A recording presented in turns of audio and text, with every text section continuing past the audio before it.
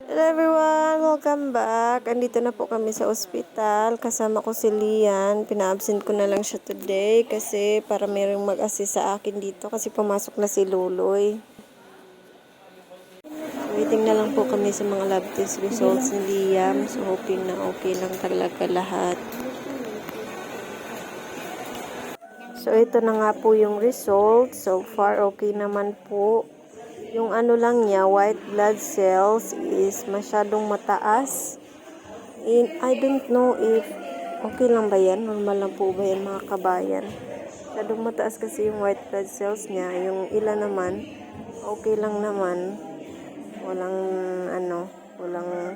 less. So, update kay Liam, ayan medyo balik na naman yung sigla niya. Unlike kahapon na, ay naku ewan, hindi mo talaga mailapag. Laging naiiyak, tapos didi lang ng didi, ayaw gumalaw. Yan sobrang likot na naman. Pero thank you Lord, kahit malikot yan. Basta wala ng sakit. So, tapos na po kami sa ospital. Yung urinalysis ni Liam, hindi pa namin nakuha. Balikan ko na lang next week kapag labas na result ng x-ray. At ayan, we're on our way to the market. So, hanapin ko na lang doon sila Yuyo Alan para makasakay ulit ako pa uwi kasi nagpunta daw sila ng lungsod. Pero sana makita namin sila doon. Kung nga pala sa inyo mga kabayan yung ilang test din ni Liam. Ano nga test ito? Serology report. Itong isa, anong paghihapon hematology man itong isa. Ito is serology report. So far, negative naman po yung kanyang dengue test. Ayan po mga kabayan. Okay naman. Meron din pala siyang dapat typhoid test. Kaya lang unavailable daw yan ngayon. So, mag-update lang yung hospital kung kailan pwede lang daw sila text kung pwede na ba yung typhoid test, available na ba. Yung naman yung urinalysis ni Liam, hindi ko pa nakuha. Siguro ko na lang yun. Sabay ko na lang sa x-ray result ni Liam sa next week kasi hindi after a week pa pakukuha yung urinalysis. Tapos ipapa-reading ko din yung after a week pa makukuha yung x-ray result, and then ipapasabay ko na lang sa pag-read yung urinalysis na test ni Liam. Hoping okay lang talaga lahat mga kabayan kasi nakakaano yung paulit-ulit na lang ganito mga kabayan. Lagi na lang pabalik-balik, halos every week merong bagong gamot. Ngayon meron na namang bagong antibiotics. Parang worry na ako sa loob ng tiyan ni Liam. Lagi na lang may gamot na parang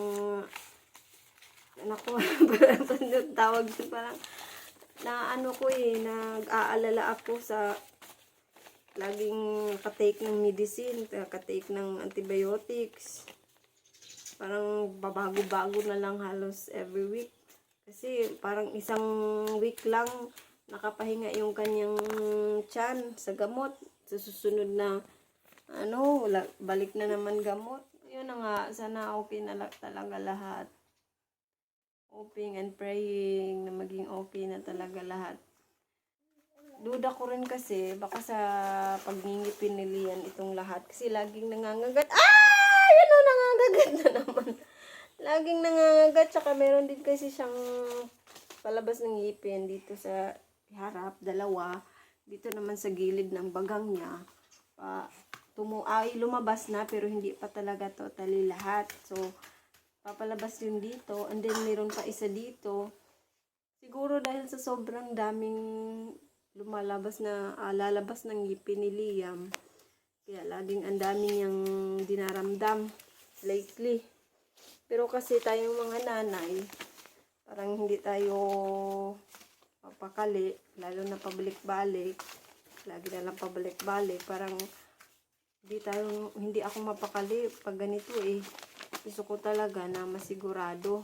So, nagpapasalamat ako sa mga tumulong sa amin na maipatest namin si Liam.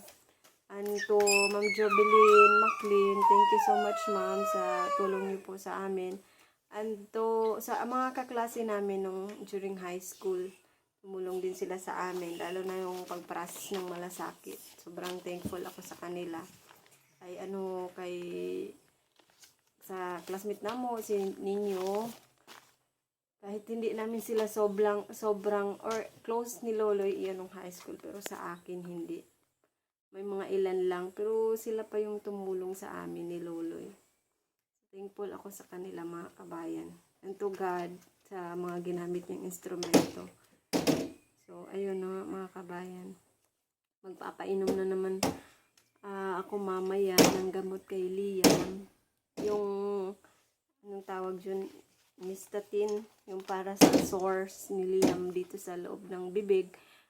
At nawala na naman yung mga sores dito sa loob. Nung first day na nilagnat si Liam this week, sobrang daming sores niya dito sa gilagid. Kaya siguro bumalik ulit yung kanyang lagnat.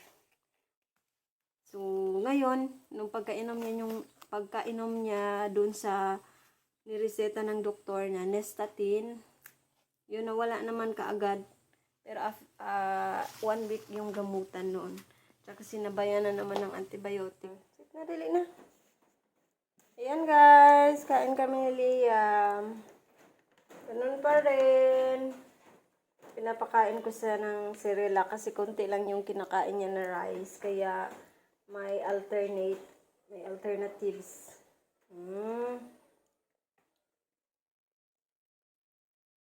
Ay, taro nga.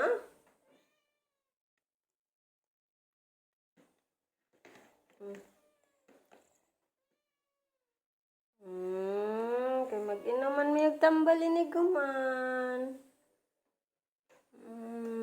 Marami pa pala siyang source dito sa niya, sa loob ng bibig niya.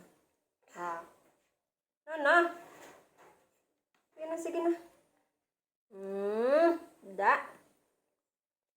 Kana usik, oy. Sayang nga, oy. Be, mama lang, be. Be, mama lang sa kuno, be.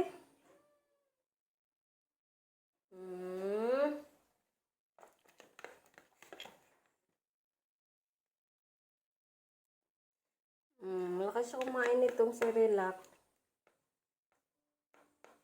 So, kanina, ito pinagkainan niya ng rice. Maliit lang kasi, kunti lang yung kanyang kinain, kaya, uy, sit, uy, kaya di na ka makita, oh. Asan ang imong head? Where's your head? Oh, you can see your head. Wah. Di na makita, oh. Let's finish this. Cerelac ni mo. Aron dili sayang.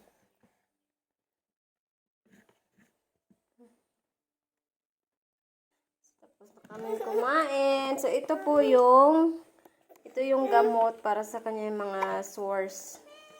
Anti-fungal dito sa loob ng bibig. Nystatin. 3 times a day after a meal.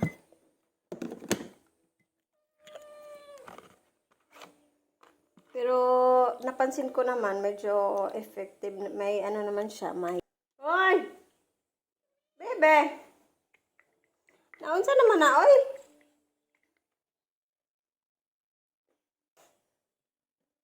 May naman siya, may effect kasi, oy Miming, wait lang Miming, Miming, oy di kahuwat. May effect naman siya kasi yung mga source niya is unti-unti nang nawawala. May nakita ako kanina, pero unlike nung first day na nakita ko yun, sobrang dami talaga sa bibig niya. Or sa loob ng bibig niya. Sit lang, sit. Down, yan yung mahirap. Ala, tanawa si Miming. Sit lang, nak-nak. Sige na, nak-nak. Hala, fish. Hala, fish. Fish? Inom ka ni fish?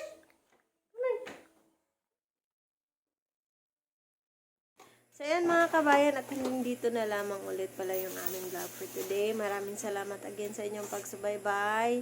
At pagtutok, so thank you pala kay Auntie Lo sa binigay niyang ulam. God bless us all everyone. Ang pinuntanan. Bye-bye. Bye-bye. Salamat. Bye-bye guys. Bye-bye. Bye-bye mga kabayan. Shh, come here. Come here, Liam. Liam.